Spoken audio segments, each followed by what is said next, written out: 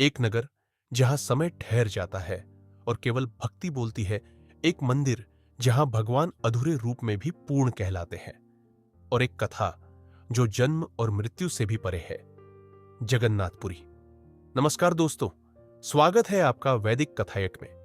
क्या आप जानते हैं कि इस मंदिर में भगवान स्वयं अधूरे रूप में क्यों विराजते हैं और क्यों पुरी में हर साल रथ यात्रा निकाली जाती है? आइए इस आध्यात्मिक यात्रा की शुरुआत करते हैं।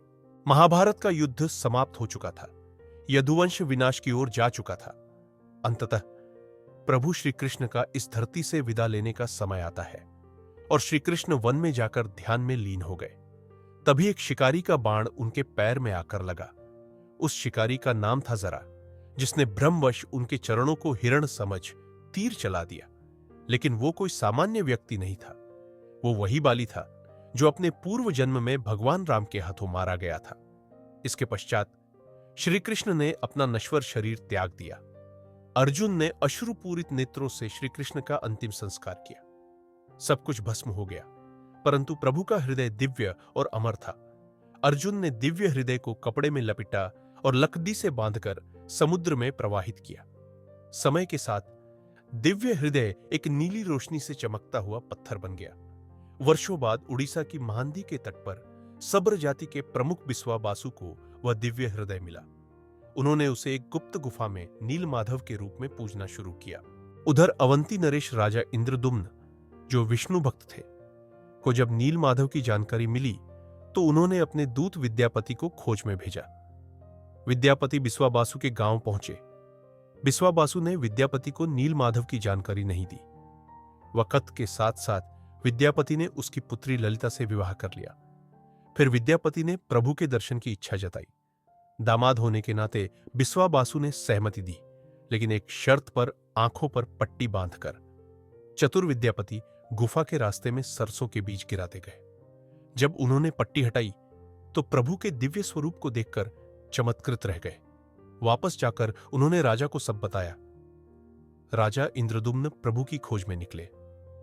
सरसों के पौधों का पीछा करते हुए गुफा पहुंचे, लेकिन तब तक नील माधव वहां से लुप्त हो चुके थे। निराश राजा को एक रात्रि स्वप्न आया। मैं समुद्र तट पर चंदन के एक दिव्य लट्ठे के रूप में प्रकट होऊंगा। उसी लकड़ी से मेरी, बलभद्र और सुभद्रा की मूर्तियां बनाना। लट्ठा तो मिल गया, पर उसे कोई हिला न सका। तब बिस्वा बासु की सहायता से वह लाया गया।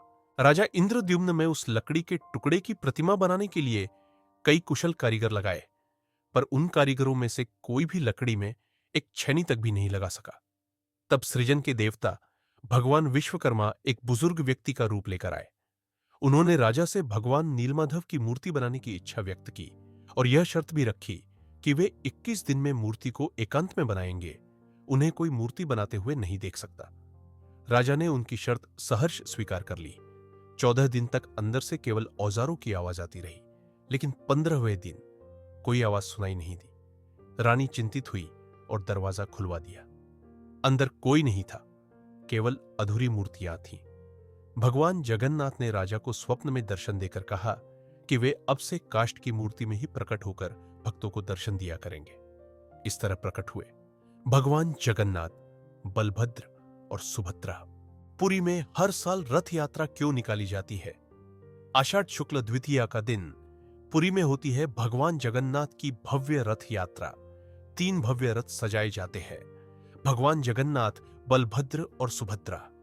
इस दिन भगवान जगन्नाथ, बलभद्र और सुभद्रा के साथ रथ पर निकलते हैं अपने भक्तों को दर्शन देने और पहुंचते हैं गुंडीचा मंदिर, जो उनके मायके का प्रतीक माना जाता है।